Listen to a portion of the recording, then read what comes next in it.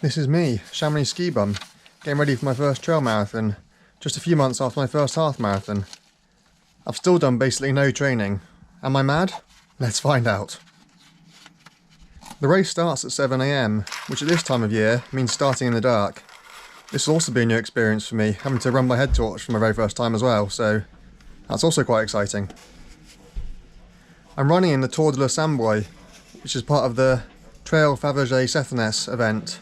Officially this is a 42km run with 3,300 metres of vertical, but if you look at the official stats it's actually over 43 kilometres with over 3,330 metres of vertical, so it's a pretty big race. To put it in context, that's the equivalent of running up and down Snowdon 3 times from sea level with some spare change. There's just time to squeeze in a little bit of a warm-up, but thankfully it's not as cold as I was expecting it to be at this time of year.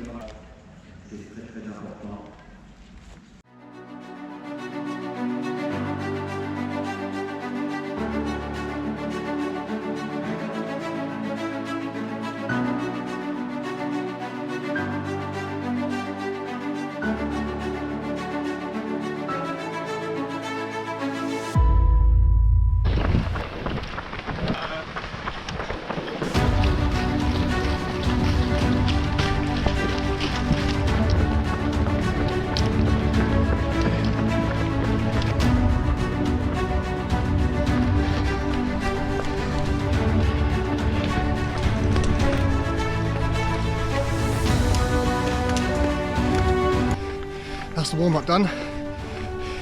Just a little molehill in comparison to everything else. Now we're on to the first big climb of the day. Probably the toughest as well.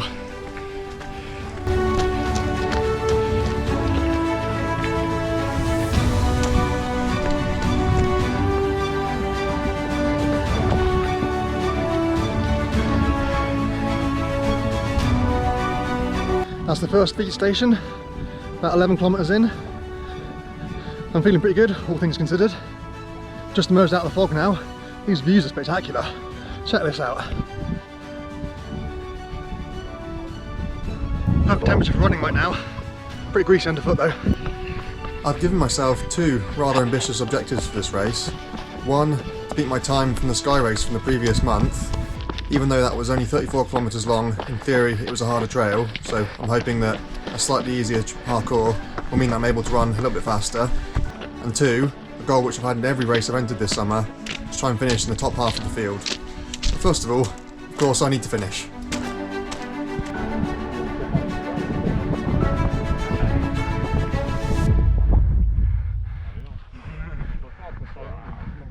These mountains are much more dramatic than I was expecting. You can't see any of this on the road. It's pretty stunning.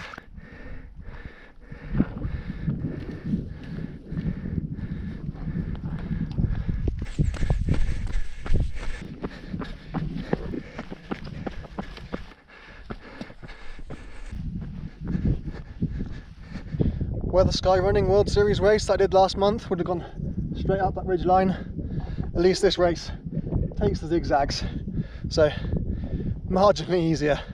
Still brutal though. I mean, it's an even bigger climb than I did last month, but yeah, marginally easier trails, so fingers crossed I survive. Just had my second gel out of 3 big climbs, 3 gels. That's my fueling strategy for today, plus of course as much food as I can shove down my mouth at the feed stations. Fingers crossed it works. These views are quite something.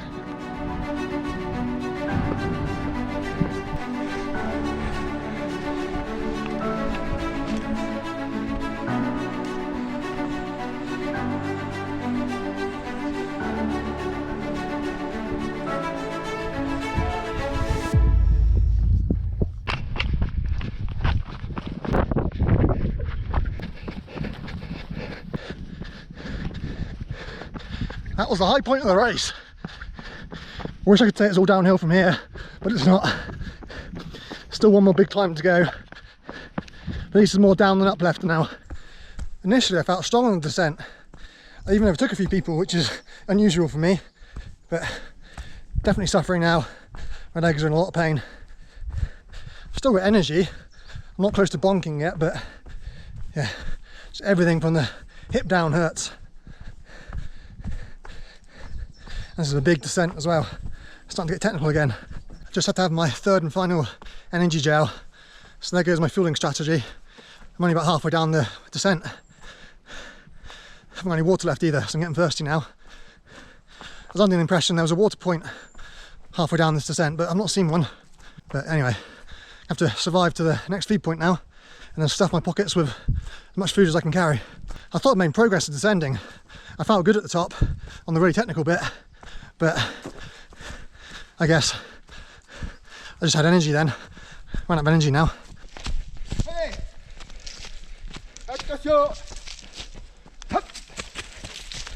Show off.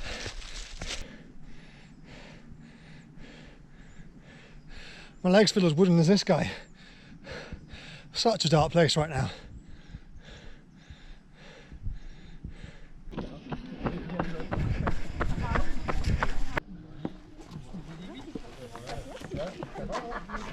This is it, the point of no return now. If I was going to give up, I'd turn around, walk back down that road to Faverges to my van and go home with my tail between my legs. But giving up's not in my vocabulary, so I'll finish this if it kills me. Next on the itinerary is up that somewhere. Another big climb. But at least I'm refueled now. As crazy as it sounds, my legs are kind of happy to going uphill again. My quads are doing what they're supposed to do, which is pushing up rather than trying to stop me falling down. So yeah, this is actually less painful than that descent. So far anyway. It helps that I got fuel again, of course. People always say, whatever you do not sit down when you're doing a running race, whether it be on the road or on the trail. But honestly, that's bullshit. Sure, it can be hard to motivate yourself to stand up again once you've sat down, but especially in trail running, nobody's moving very fast anyway, so it's really not that hard to start moving again. And your legs can recover so much in just 2 or 3 minutes from taking the weight off, which you just can't do standing up. So if you need to sit down, sit down. Just keep swimming, just keep swimming.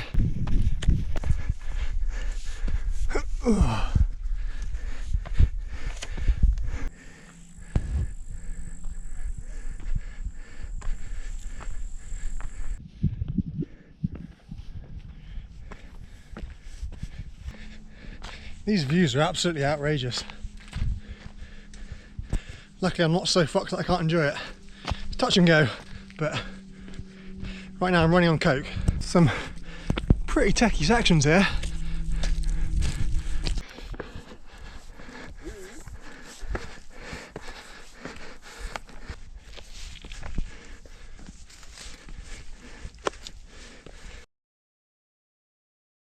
I thought the route would summit, but it doesn't, which is a little bit of a shame. Topped out just there. So that was the top of the third and final climb. That's my third Snowdon. It's virtually all downhill from here now, barring a few molehills, which certainly won't feel like molehills at that point, but the worst is over in theory.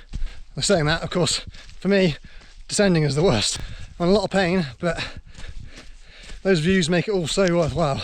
That's around the 32 kilometre point, so very shortly I'll be in uncharted waters. 33, 34 is the longest I've ever run, so beyond that point, who knows how my body will end up.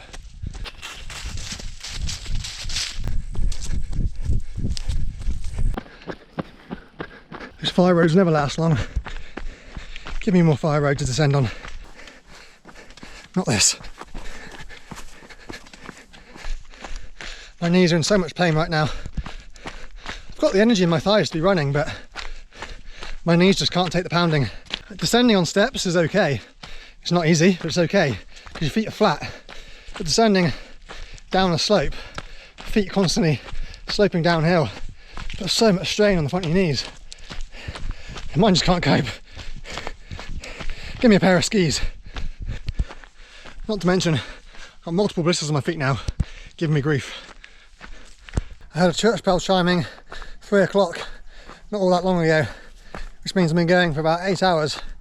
Okay, we started a few minutes late, but yeah, it's probably about 8 hours now. I've still got 7-8 kilometres to go at least, I think. So Because I definitely failed on my first objective, beating my time from the previous race. Almost certainly failed on my second objective, finishing in the top half as well. So many people are overtaking me. Yeah, I got a really good start. It's probably in the top 100 for the first couple of time checks, but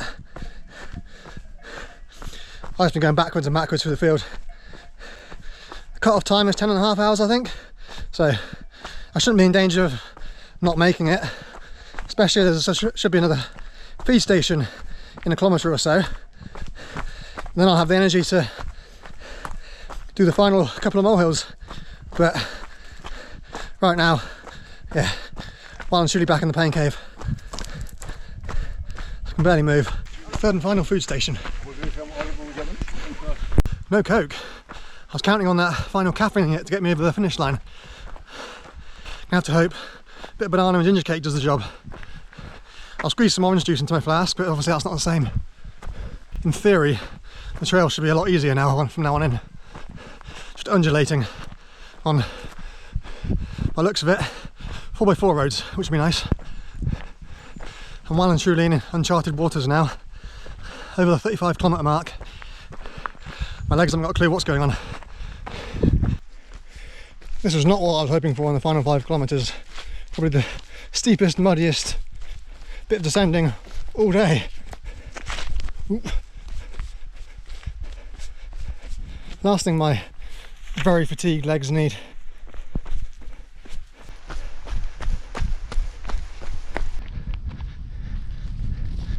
I've really got no idea how close I am to the cut-off now. Unlike in bike races, there's no physical broom wagon because I can't drive on most of these trails.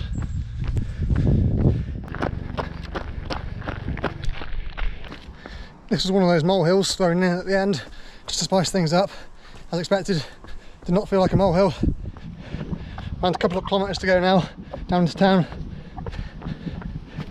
Nobody stopped at that last checkpoint, so I must still just about be within the time limit, but it's touch and go now. I'm so slow. And this trail's not looking like it's going to be an easy one either.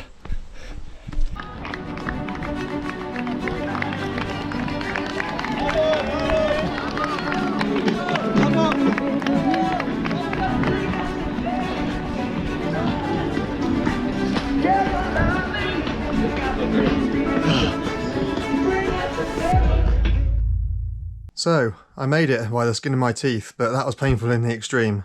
If I wish to continue going up through the distances, I'm really going to have to start choosing races with an easier parkour.